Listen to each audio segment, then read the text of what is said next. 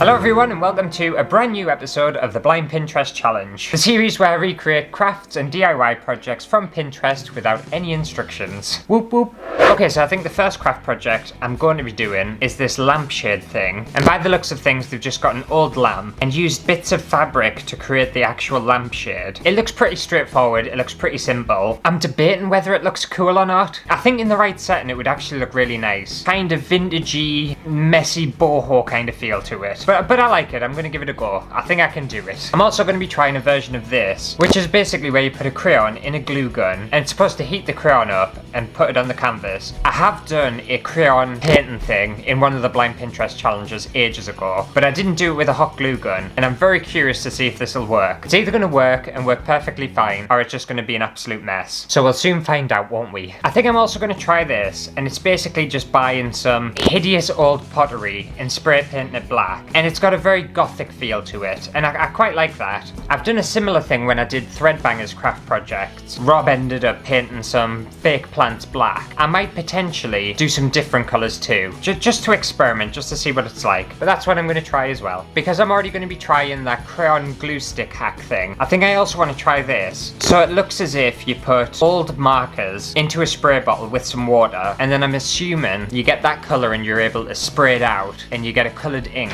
It says how to recycle markers into paint. It's not going to be paint, it's not going to be paint at all, it's going to be ink. But we'll see how effective it is. I think it'll be a waste of time. And I think the final craft project for today is going to be this, what would you call it? Fruit paint swatch art? Maybe that's what you call it, I don't know. But I think it'll be a relatively cheap craft project because I think you can get them paint swatch things free from the DIY store. So I'll have to go on a little mission and see if I can steal some. Well, not steal some because they're free. And then all I would need is a frame and make these geometric fruits from it. And I actually think it's a clever idea. I quite like it. I've had this pin safe for ages, well over a year, so I think it is about time that I do it. I think I've picked some relatively easy ones. I suppose it's just the hack things that I'm a little bit concerned about, but I'd rather try them to make sure they work so that you don't have to. It saves you wasting your money and I'll just waste my own. So I'll see you in a few weeks and we can start some crafting. Okay, I'm back and I thought I would start off with these hacks just to get them out the way with, because I just think they're going to be awful. So for the ink sprays, I bought a couple of spray bottles and some felt tip pens, and I bought exactly the same felt tip pens as they used in their original pin, just to give it the best chance I possibly could. And all I did was put the pens into the spray bottle and filled them with water.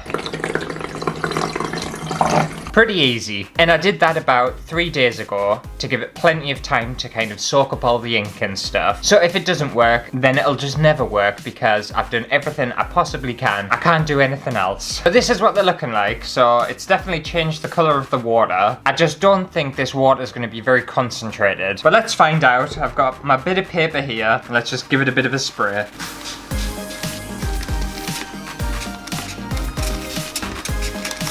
You might not even see that on camera because it is so weak.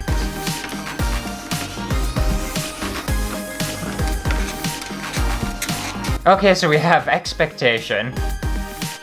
And obviously there's not a lot to work with, but this is the reality you get. You get a very, very, very diluted pigment on a bit of paper. I'll be shocked if you can even see that on camera. I can barely see it up close. However, if you wanted to actually do this and do this properly, if you just buy some regular concentrated ink, and I'm going to add it to this blue one I've already got.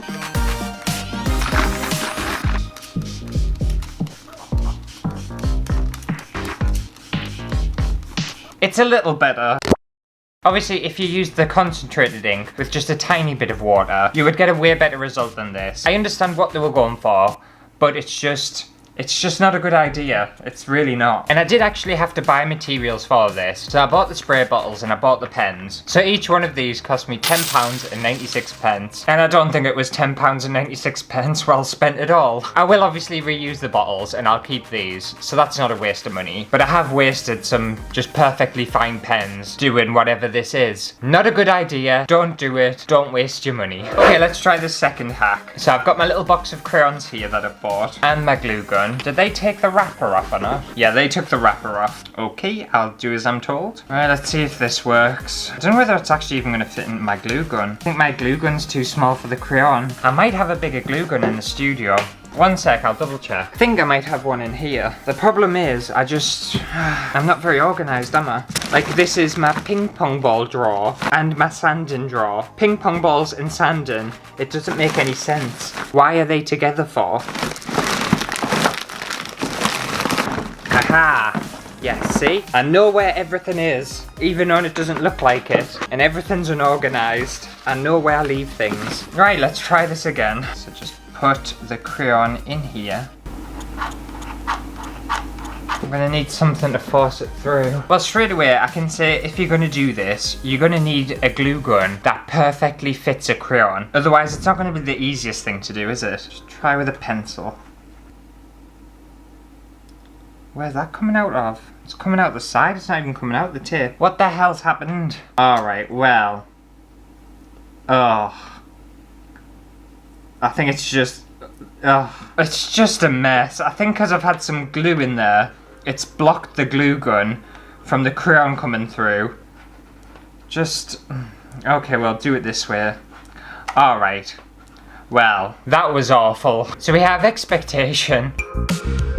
And this is the reality if you don't have a brand new glue gun that perfectly fits a crayon. It's just a mess. You may as well just hold like a flame to it and get the drips off that way. I've probably ruined that glue gun now, even though I forgot I had that glue gun. I don't know, you're gonna have to let me know what your thoughts are on this because I don't like it. And that little experiment cost me the price of 1 crayon and potentially a glue gun as well, if it broke that glue gun, which I'm assuming it has done. Do the hairdryer trick. The one that I did last time, that was way better than this. This wasn't good, but I knew it wasn't going to be. I really did.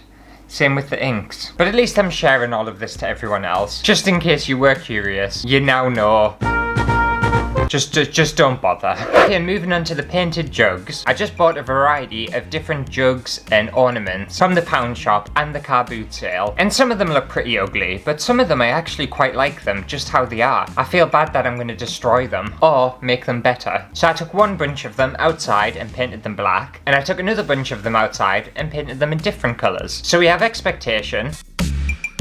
And reality. Here's a couple of the black ones. I think they look quite cool, very gothic. Another 2 in the black. I think they're quite nice. This one was awful. All the pearls kept dropping off it. I think it's a candlestick. And it's a weird one as well because when I was at the charity shop, they'd put a price tag on this for £1. And the lady came over and she said, no, it's not £1, it's actually 50 pence. And I just said, well, I don't mind paying £1 for it. I'm at the charity shop. It's for charity. I really don't mind. Like £1, like come on. But yeah, they're cool. And then a couple with different colours. So a nice yellow one and a blue one. This little green one, which is nice. I actually really like this pot, the way it was before, and I think I preferred it the way it was before. And this one's my favourite one, the silver one. I think that looks so cool. It's dead shiny, isn't it? It's really nice. But yeah, very easy, and you could obviously do way more with it if you wanted to. Now, I already had all of the spray paint for these, so these pots cost me anywhere from £1 to £5. That's how much I spent on each one of these. It was a very, very cheap DIY project and a very, very easy one. And I'm quite happy with it. I'm glad we've had some success so far. Okay, so moving on to the upcycled lampshade. And I bought this lamp at the charity shop, and this lamp only cost us £3, which I think's a bargain. But I needed a very specific lampshade. I needed one with the boning that goes down these sides so that I can attach the pieces of fabric. But I think my first step is to remove the fabric from the lampshade. So we'll see how this goes. I feel so bad for doing this. I don't know why.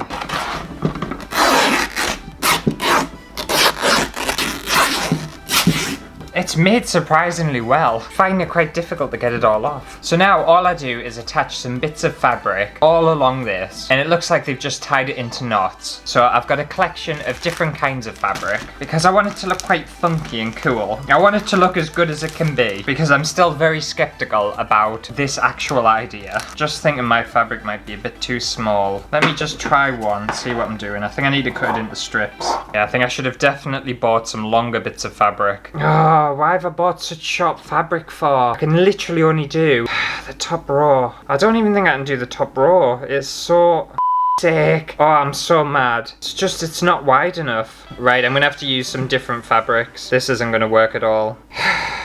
I'm such an idiot. Well, at least I've got some spare squares of fabric if I ever need them, but they're not gonna work. Let's see what I've got in my fabric box. Well, I can't use that, that's my green screen. And I can use bits of this. Do we remember where this is from? And my sparkly fabric. Okay, well, this isn't going to look as nice as I thought it was going to look because of my own fault. But I'm just going to do what I can. Okay, I'll start exactly the same thing I did before, but this time I'll have longer bits of fabric. So if you're going to do this, make sure your fabric is nice and long. Ah, much better. Right, this is going to take us ages.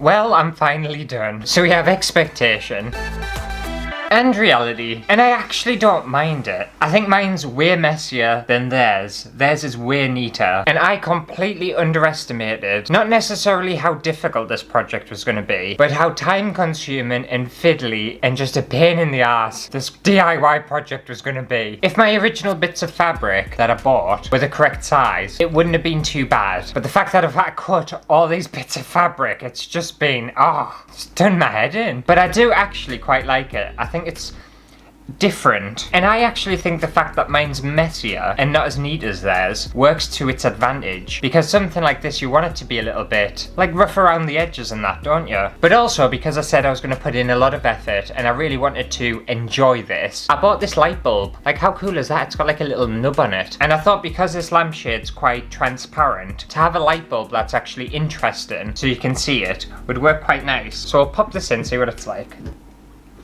If I can get it in. It's the right light bulb, I know it is. Oh, I was twisting the wrong way. Alright, let's have a look. Ah, that's nice. That's a nice glow. Oh, that makes you look nice. Oh, it's quite warm, actually. Oh, that's alright, isn't it? It definitely makes me feel a certain way. You would either love it or hate it. I don't think I love it, but I don't think I hate it. But it makes me feel something. So taking away the fact that I didn't use the fabric pieces that I bought, this lamp with the light bulb cost me £11. And I don't think that's bad. It's a little vintagey, it's a little retro, it's a little shabby chic, and I'm into it, I am. I've convinced myself. Mainly because I spent hours and hours making it. Okay, so moving on to the DIY framed fruit pitcher. I first went on a little mission to the DIY store to steal some of their paint sample cards. And I got a nice little collection. I've got some yellow ones, some greens, some reds. Also, while I was in there, I did in fact buy a tin of paint and some paintbrushes. Not because I needed them, just because I felt really guilty about going into the shop just to steal some of these and not buying anything. I just wouldn't be able to live with myself. Call me sad, I don't really care. And I've also had a little bit of a drama with this one. So I ordered this frame online, and the first time it arrived, the glass was broken in it. So I got in touch with the company and they decided to send us some replacement glass out. That glass arrived and that was also broken. So then we came to the decision just to send us a bit of Perspex. And I got it, it didn't break. The courier companies must have just been throwing it around all over the place. Right, so I want to take this out of the frame first. I don't know about anyone else either, but do these little metal things absolutely kill your fingers? I always have to use like a knife or something. I want to stick these bits of paper in first, so I know what size these fruits need to be. I was also going to use a Pritt stick for this, but I've just checked my Pritt stick and it is completely dried out. So I'm just going to use hot glue. So now it's just time to cut all these into some geometric shapes and turn them into some fruit.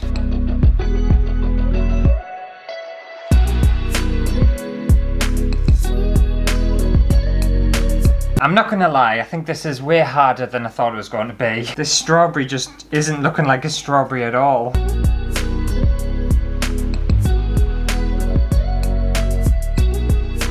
My strawberry, it's a little more abstract than their strawberry. Looks a little bit more like a dragon fruit. Actually, that's what I was going for. I was going for dragon fruit. So, done a really good job so far. Just a banana and pear to go. Unless I change my mind midway through and it turns into something else.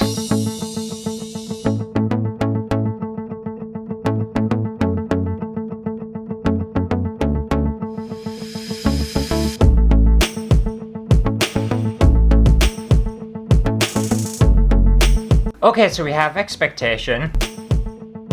and reality. And I've had yous going this entire time. I have to admit, I've been lying to yous, because what I was actually going for is a Picasso inspired version of their original pin. So this is what I wanted the entire time. Strawberry, banana, pear, but Picasso version. I've even titled it, because it's modern art, I'm calling it Fruit That Once Was. And that's the concept, that's the story behind it. And I'm not having anyone tell us otherwise. And this lovely fruit picture only cost me £14.75. That just about does it for another episode of the Blind Pinterest Challenge. Let me know down in the comments which of the craft projects you like the most, and which ones you would potentially create yourself. But I think it's been an alright episode. I don't think I've had too many fails. This day's gone on a long time though, so I forgot what I've done. But if you enjoyed today's video, make sure to give it a thumbs up, and I'll see you next week for a brand new video.